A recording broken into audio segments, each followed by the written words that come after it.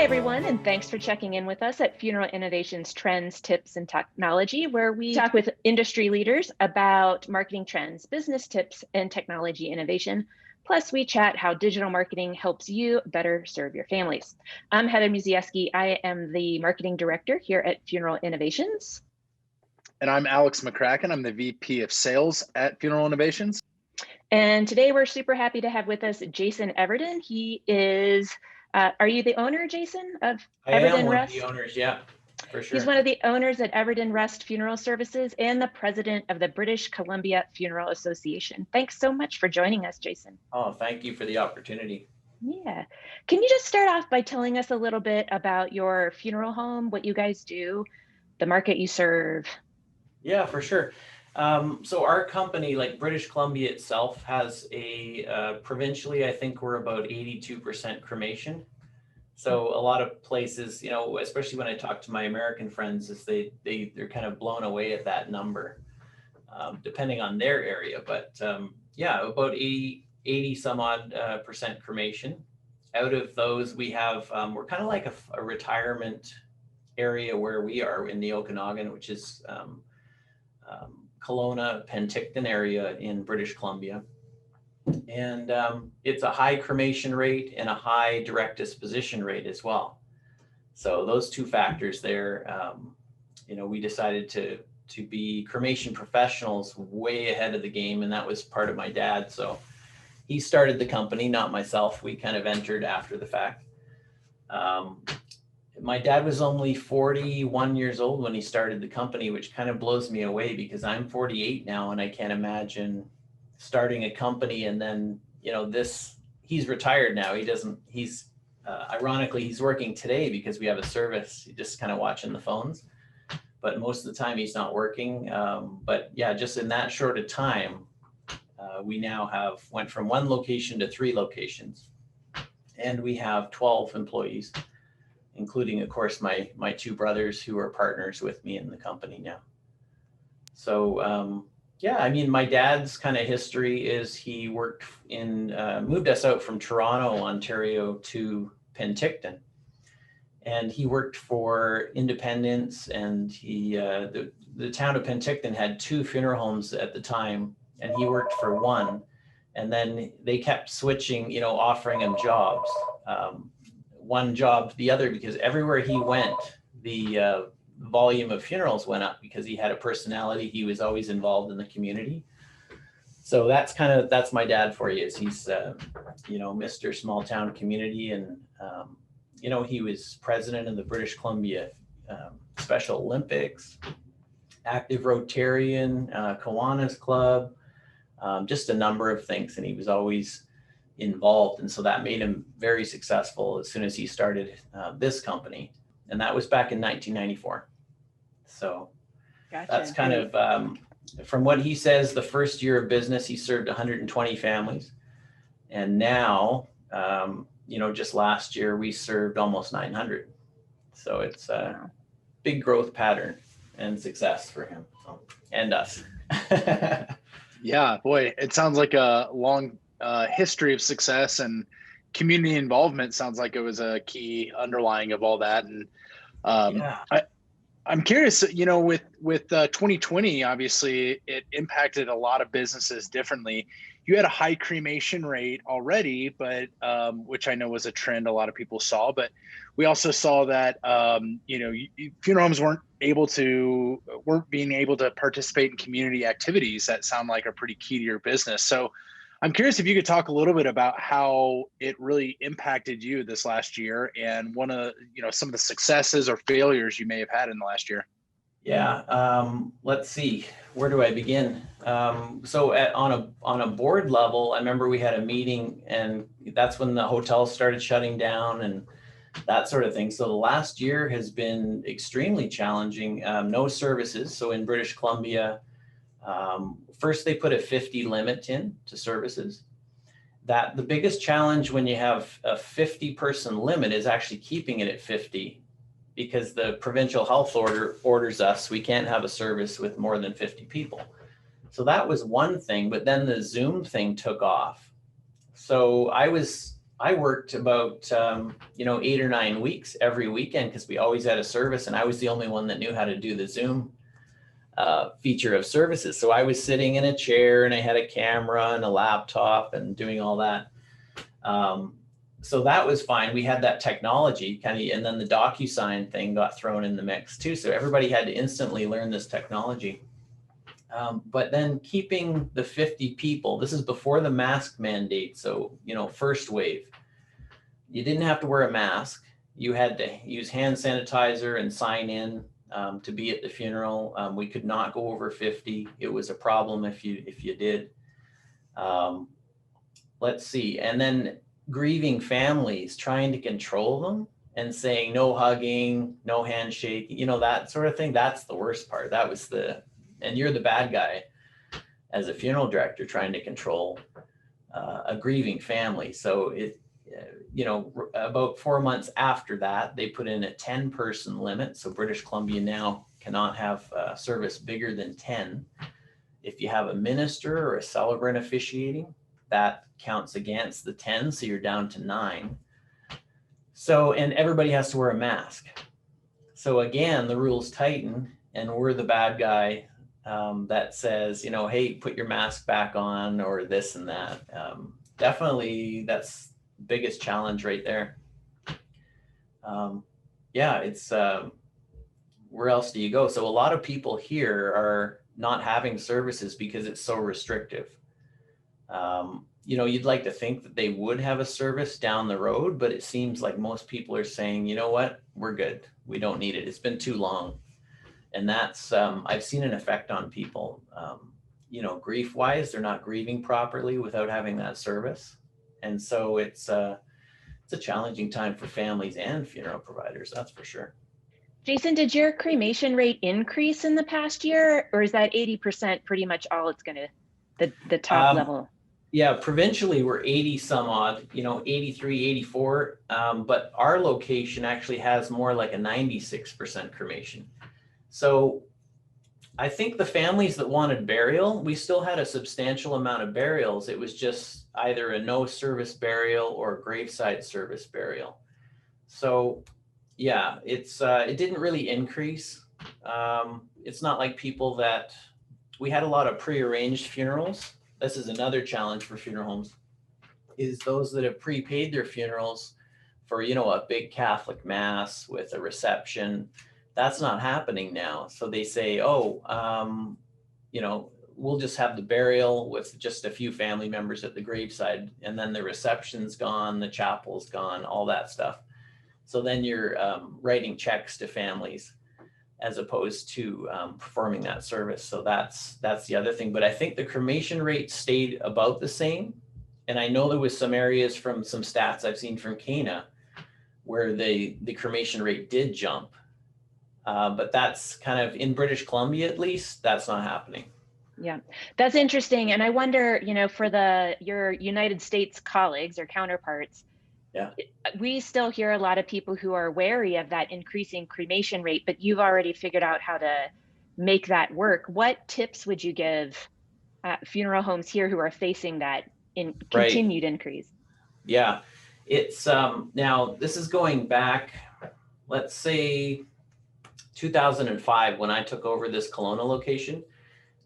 Funeral homes were still afraid of cremation up here. So, because the Catholics didn't like it or certain groups didn't like it, so they were afraid of, promoting it. So what we did instead is we decided to become the cremation experts, and we weren't afraid of it. I might have irked some Catholic priests in town inadvertently, but that's okay. It's whatever the family wants. If they want cremation, that's what we do.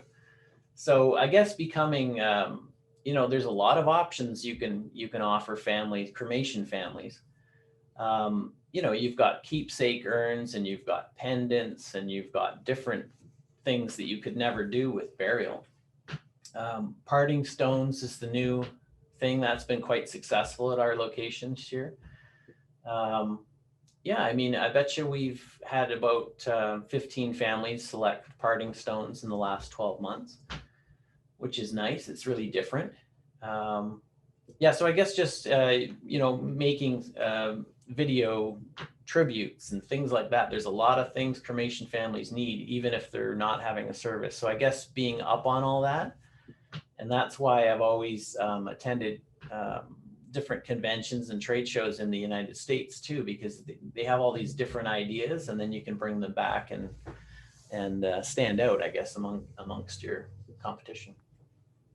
Yeah, and you mentioned the parting stones, as well as adopting some Zoom and I guess video testimonials. Do you feel like there's been some other technology or just innovative stuff that you adopted over the last year or two, even that has been successful? Of course, webcasting. We started out with Zoom because we weren't prepared. It takes a while to get your permanent cameras installed.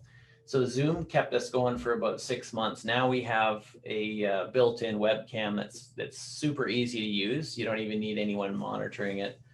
So it's just a click of a button. The technology is expensive, but we installed that in all of our facilities. So I think that was the most important. I mean, DocuSign came along with it. We weren't meeting with families in person, so we got the DocuSign or the equivalent. There's lots of those kind of things out there. The webcasting, that's number 2, I think, or 1 or 2, it might be tied. And and just instantly having to learn it, which was quite nerve-wracking at first. When you're doing the services by Zoom. The cool part is I had a family that wanted a backyard service. This is probably June last year. And so the son was from the United States and couldn't get across the border. The border was still closed. So the mom said, I want you to come and do a Zoom service and you be the technical guy and work with my son. So he was I think he had a technical background in California. And so he was quite up on it. And I met with him over Zoom. And he wanted all this stuff. And I was getting quite nervous because I was like, well, I'm by no means an expert of Zoom. I know funerals, I'm an expert in that, but this is also new. And it worked out so well. He officiated the service from a television set that was in the backyard. They had a canoe, the family canoe there, and they had all the memorabilia. So he was on the television and I had my laptop. And I was the host and he was co-host. And then 2 other people from the UK gave eulogies. I just can't believe it went off the way it did, because It was quite successful. It could have been a disaster had the Wi-Fi cut out or some sort of issue happened. No, but talk about personalization for the family and how meaningful that could be in a pandemic year. Definitely. Yeah, so that was one. We've only had one like that because no one else would really think that was possible. I remember when I did my first funeral webcast, we were the first funeral home in British Columbia and probably Western Canada to do one. The radio interview, he wanted to interview me about it. And he said, well, what do you see in the future for this type of thing? Because back then it was pretty primitive. We were using a program that would crash regularly, but you could still see the service, so it worked. And I said, I think there's going to be some interaction in the future, like someone will be, and I meant like a text or wording or popping up on a screen. I didn't think it would be live video. Yeah, so that's technology. That's the 3 things. Yeah. And have you done anything to adjust your marketing during this time? You know what? We've been so busy. I don't think I've done, I've done, of course, Funeral Innovations. We've always been really heavy into the social media, even before, we've been going on 10 years, hitting it pretty hard and cutting back on the print advertising. But for the most part, we've been so busy just trying to maintain ourselves. We haven't had time to keep promoting or doing different things. So now we're just catching our breath and we'll move forward. Sure. That's great. Can you talk a little bit about the British Columbia Funeral Association and what's your mission? Who belongs? Yeah, for sure. I've been doing this, let's see. I'm about 5 years, possibly 6 on the board. And like I say, time flies when you get on the board and get busy. But so my first couple years, I was called by someone that was leaving the board, and we have a policy where board members that are leaving can phone and recommend a replacement for them. So being an independent, another independent called me up and asked me if I'd like to be on the board, and I said yes, because I've been on those kind of things before. Always had an interest in serving the profession that way. So 5 years, the last 2 of which I've been president. The previous years, I spent 2 years as the chair of the government and legal on the Funeral Association board. And that involves, that's where you're advocating for your membership. So you're meeting with all the government officials and saying, introducing problems that are happening within the profession in relation to, it might be we call it the Ministry of Income Assistance and and Poverty Prevention. That's income assistance, basically, right? People that need assistance in that manner, and their funerals, they have a funeral program. So if someone can't afford their funeral, then they're the ones that pay it. So there's like negotiated rates for those funerals, and there's little issues that come up in the term of those, mostly regarding rates, service levels and whatnot. So that I was thrown right into that. And then we had an issue here in British Columbia where our regulator, Consumer Protection BC, we were seeing a lot of inspectors writing up funeral homes for things that, were being interpreted wrong. So you have Inspector A saying, oh, this is how I interpret this regulation, and so I'm fining this funeral home.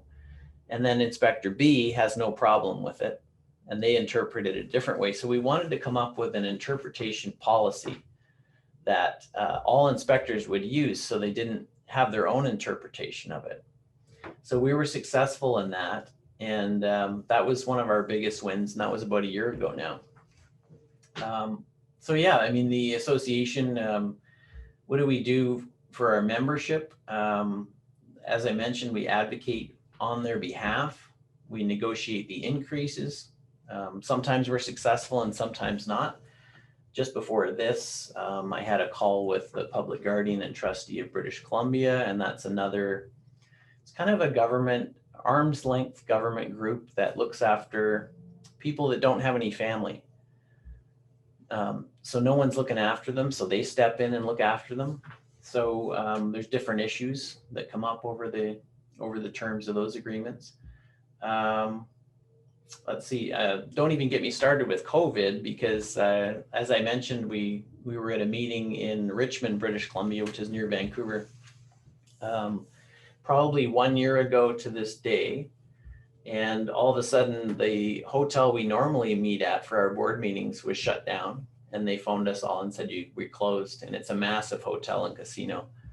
So we had to form a COVID, like a pandemic committee, to figure out what we were dealing with. And I don't think we've stopped moving since.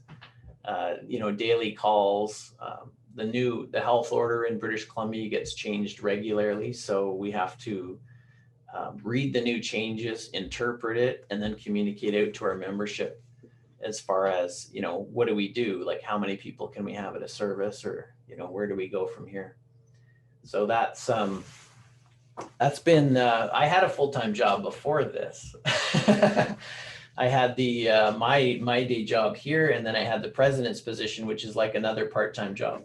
And then that happened, and then we had the COVID meeting. So there was days where we had Zoom after Zoom after Zoom, of course, to try and figure out what we're going to do and how to help our membership.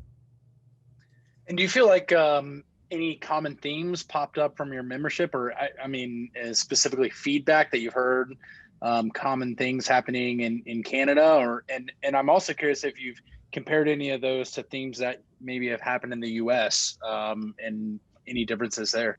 Right. I think the fear was because we saw at the time a year ago, it was, wasn't it Spain? Spain and Italy were getting hit super hard with it. And so then I think New York was one of the next big cities to have issues. And, some of those issues hit the media, unfortunately, mainly storage of decedents and, issues that happened there. So we immediately had a meeting with our with our government connections and said, we don't want this to happen here. So I think it was a big fear factor. At first, we were kind of like, what if? But as far as common issues, it was always, we have to track people that come into a service. So no one's allowed in your funeral home unless they've signed in, left their phone number, contact tracing. Where do we get PPE? Because we couldn't get any.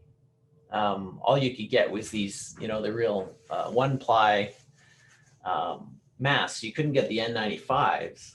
And at that time, they didn't know much about COVID. So they were like, well, I don't know if these masks are going to protect you. So you need the N95s. So we couldn't get gloves for a while. If you didn't have a common source, you couldn't get the proper PPE. That was the main thing is, if we get hit like New York or, any other city to use for an example, how are we going to store the decedents in a dignified manner? How are we going to protect ourselves? And, I remember them saying that, COVID, they said it's airborne and it can attach to plastic. So then the hospital was double bagging decedents, that kind of thing. And there was this fear of, okay, well, we have to gown up. So we wore gowns and boot covers and all this stuff at first. And then now it's a different story. Now they're like, it's not quite as bad as what they thought. Well, remember around the time you couldn't get any toilet paper anywhere? Did you experience that in the States? Because up here you couldn't get toilet paper. Oh, yeah. Everybody was freaking out. That was same thing here, Yeah. So at the same time, you couldn't get Lysol. And that's a good disinfectant for Correct. This. So you couldn't get Lysol, and everybody, you went any store and they didn't have Lysol wipes, any of that stuff. And all of our suppliers ran out of, everybody ordered quickly. And it was about a month before you could start seeing the light at the end of the tunnel. The Lysol thing happened for a long time here. I think that was like 6 months maybe after that, people were still looking for it. That's right. So what we did as an association, we were kind of thinking, well, what do we, where are we going to get this? So I thought, I'm sitting here at my desk and I thought, well, what about dentists? They have suppliers.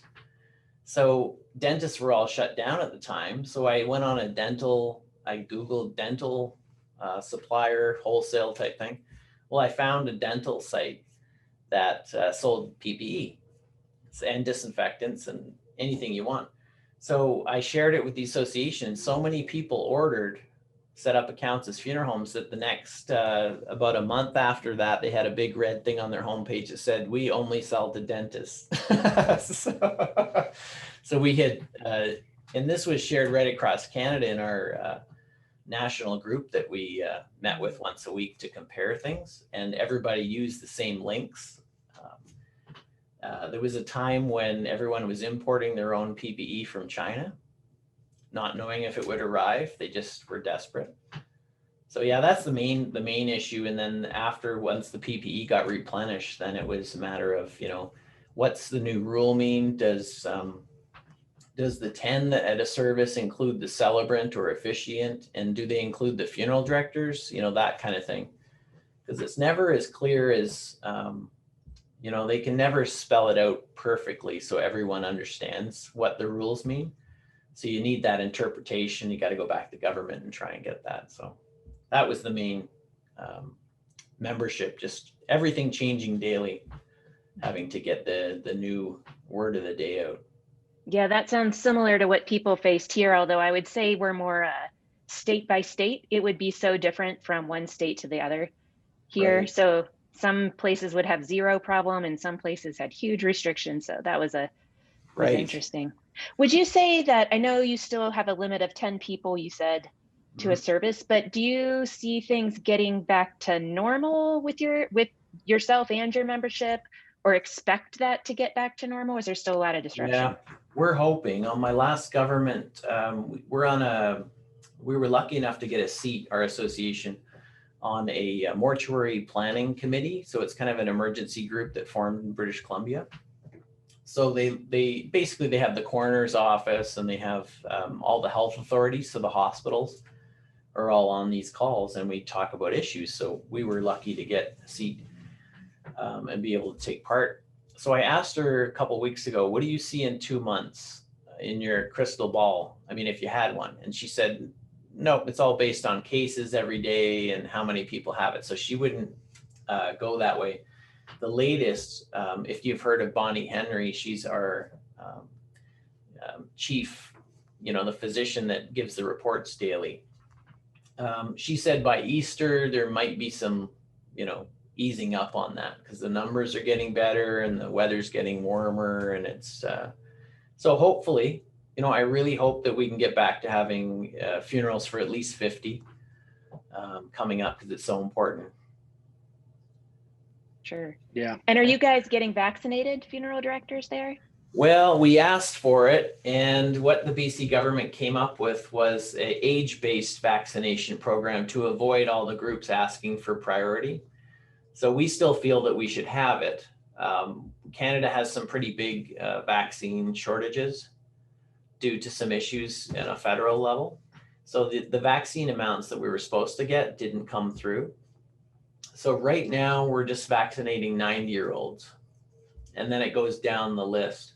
So I suspect, people of the age of 70, 65 will be able to be vaccinated by summer.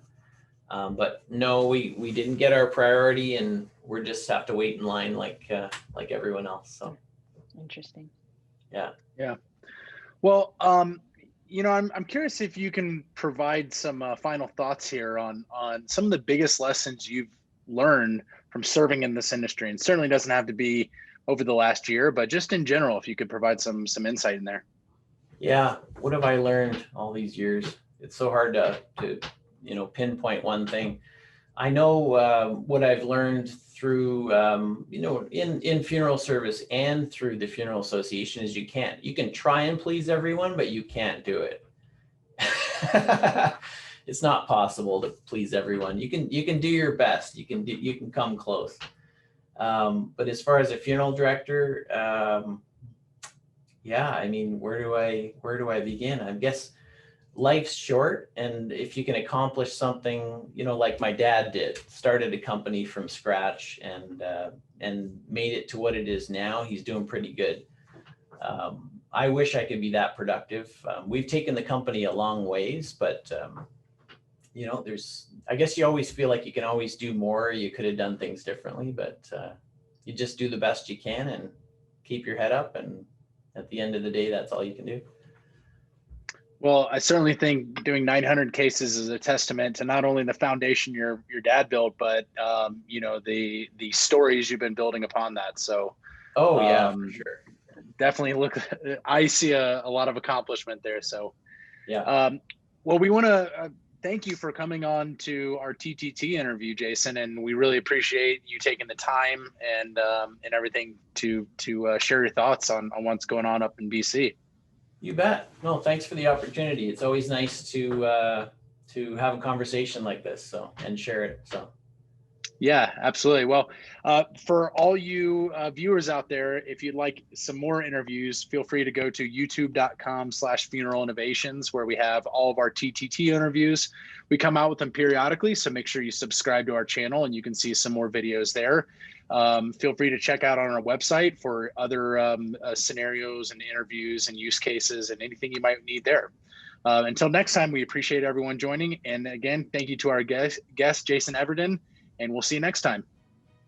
Thanks so much, Jason. Thanks. Take care. Bye.